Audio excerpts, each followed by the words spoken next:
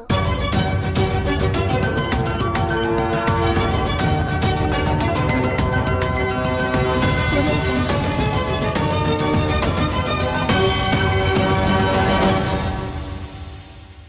নমস্কার বন্ধুরা, আপনারা জানেন আজ বিকাশ ভবনে ফুটপাতে পার্শ্ব শিক্ষকদের আন্দোলন দ্বিতীয় দিনে পা রাখলো এবং দ্বিতীয় দিনে তাদের আন্দোলন, তাদের সংগ্রাম চলতে শুরু হবে, তাদের প্রোগ্রাম শুরু হবে আর কিছুক্ষণের মধ্যেই।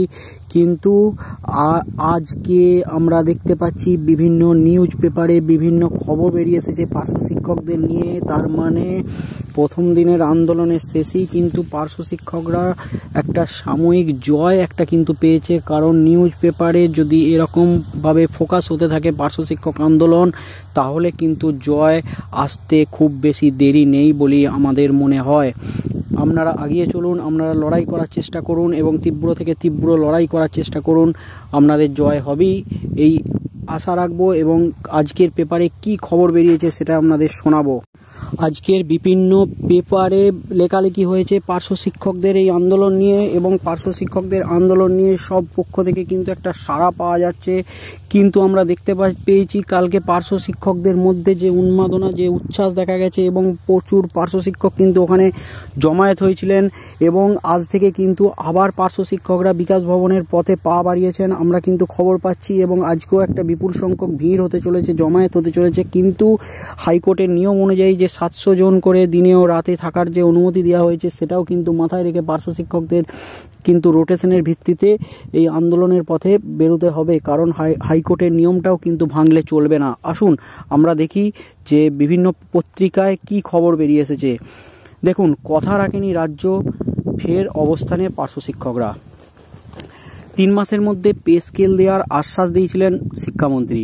1 বছর আগে টানা ধর্না অবস্থানের পর পার্শ্ব শিক্ষকদের নির্দিষ্ট পে স্কেল দেওয়ার প্রতিশ্রুতি দিয়েছিলেন শিক্ষামন্ত্রী।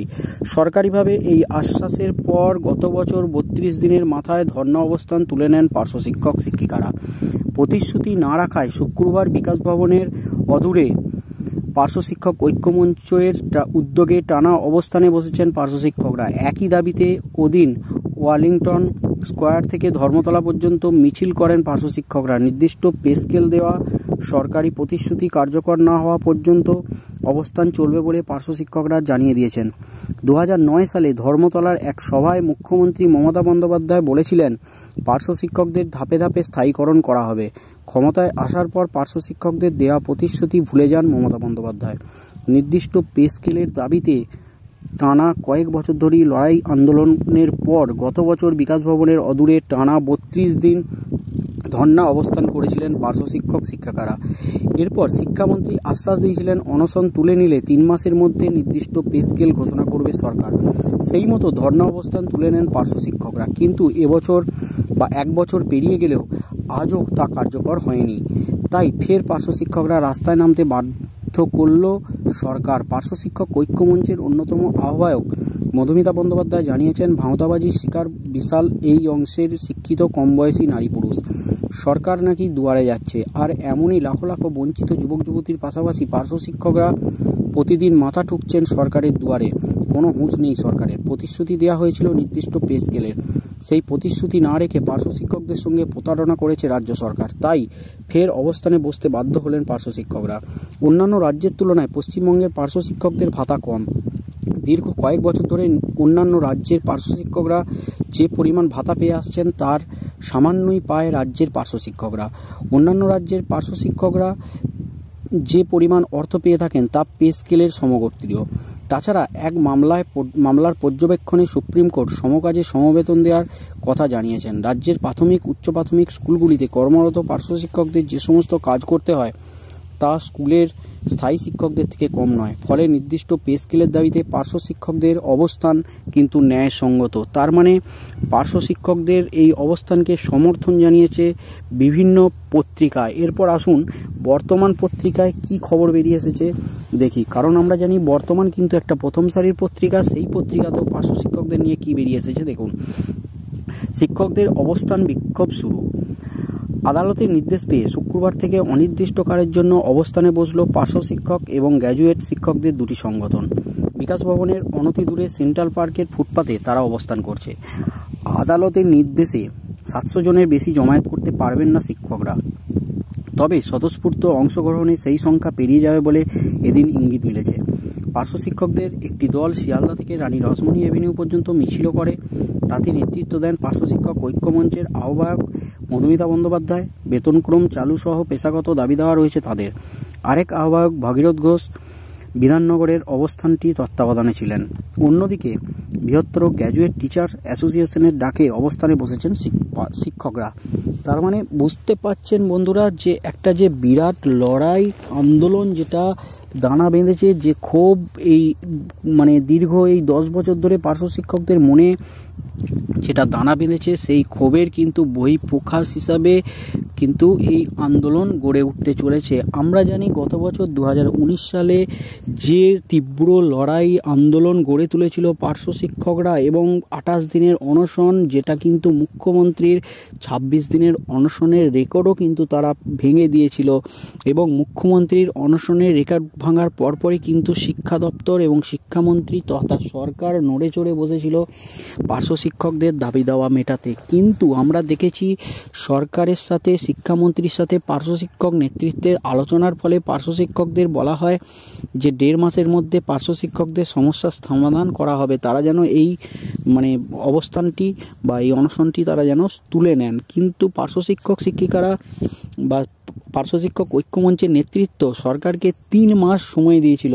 3 মাসের মধ্যে আমরা দেখেছি কোনো কিছুই কিন্তু সরকার করেনি। তারপর কোভিড পরিস্থিতি পর কিন্তু কোভিড প্যান্ডামিক সিচুয়েশনের কিন্তু নাম করে পার্শ্ব শিক্ষকদের কিন্তু বঞ্চিত করিয়ে রেখেছে মানে সরকার পক্ষ।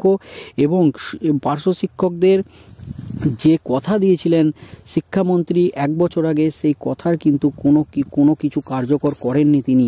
এবং যে কথা দিয়ে তিনি পার্শ্ব শিক্ষকদের এই অবস্থানটি তুলেছিলেন, সেই অবস্থানটি তোলার পরও কিন্তু সেই কথা তিনি রাখেননি। তাই মাননীয়া মধুমিতা বন্দ্যোপাধ্যায় কিন্তু এটাকে ভাঁওতাবাজির সঙ্গে তুলনা করেছেন এবং তাদের সঙ্গে ভাঁওতাবাজি করা হয়েছে, তাদের সঙ্গে চক্রান্ত করে তাদের মানে এই আন্দোলনটাকে বন্ধ করানো হয়েছে বলে তিনি কিন্তু বলেছেন। এবং পার্শ্ব শিক্ষক ঐক্যমঞ্চের আরেক যুগ্ম আহ্বায়ক ভগীরথ ঘোষ তিনি কিন্তু জোর গলায় বলেছেন বেতনক্রম কিন্তু খুব তাড়াতাড়ি আসছে এবং বেতনক্রম সরকারকে দিতেই হবে, কারণ সরকার কিন্তু বেতনক্রম যতদিন না দিচ্ছে ততদিন কিন্তু এই আন্দোলন চলবে, এই অবস্থান চলবে। সরকার চাইলে কিন্তু 1-2 দিনের মধ্যেই কিন্তু এই আন্দোলনকে বন্ধ করে দিতে পারে, কিন্তু তার জন্য চাই কি বেতনক্রম।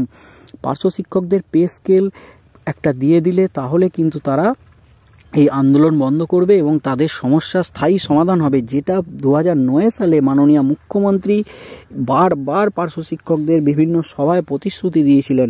সেই প্রতিশ্রুতি মতো কিন্তু 10 বছরের মাথায় 2021 নির্বাচনের আগে যদি পার্শ্ব শিক্ষকদের স্থায়ীকরণের দিকটি দেখে ও বেতনক্রম যদি সরকার দিয়ে দেয়, তাহলে কিন্তু পার্শ্ব শিক্ষকদের সমস্যার সমাধান হবে এবং তার প্রতিশ্রুতিও রক্ষা হবে। কারণ তিনি বিভিন্ন জনসভায় বলছেন যে তিনি যা কথা দেন সেই কথা কিন্তু তিনি রাখেন, কথার খেলাপি তিনি করেন না। তাই আমরা দেখব যে এই আন্দোলন কতদিন ধরে চলে এবং কতদিনের মধ্যে পার্শ্ব শিক্ষকদের সমস্যার স্থায়ী সমাধান করেন মাননীয় মুখ্যমন্ত্রী। এইসব আন্দোলনের খবরের দিকে আমাদের লক্ষ্য থাকবে, নজর থাকবে। সমস্ত আন্দোলনের সমস্ত কিছু আপডেট এই চ্যানেলে পাবেন। তাই সমস্ত আপডেট পেতে এই চ্যানেলটি সাবস্ক্রাইব করুন এবং নতুন নতুন ভিডিও নোটিফিকেশনের জন্য নোটিফিকেশন বেল আইকনটি প্রেস করুন। ভিডিওগুলি ভালো লাগলে লাইক করুন ও শেয়ার করুন। এই চ্যানেলে আপনারা যে কোনো আন্দোলনের আপডেট, যে কোনো বঞ্চিত শিক্ষক, বঞ্চিত কর্মচারীদের যে কোনো আন্দোলনের আপডেট সহ বিভিন্ন রকম শিক্ষামূলক ভিডিও, বিভিন্ন রকম এডুকেশনাল ভিডিও, বিভিন্ন রকম সাজেশন ভিত্তিক ভিডিও, বিভিন্ন রকম টিপস, বিভিন্ন রকম নিউজ, সব রকমের খবর সব কিছুই কিন্তু এই চ্যানেলে পাবেন। তাই সব কিছু খবর দেখতে আপনারা এই চ্যানেলের সঙ্গে থাকুন এবং ভিডিওগুলি ভালো লাগলে লাইক করবেন ও শেয়ার করবেন। ধন্যবাদ, সকলে ভালো থাকবেন।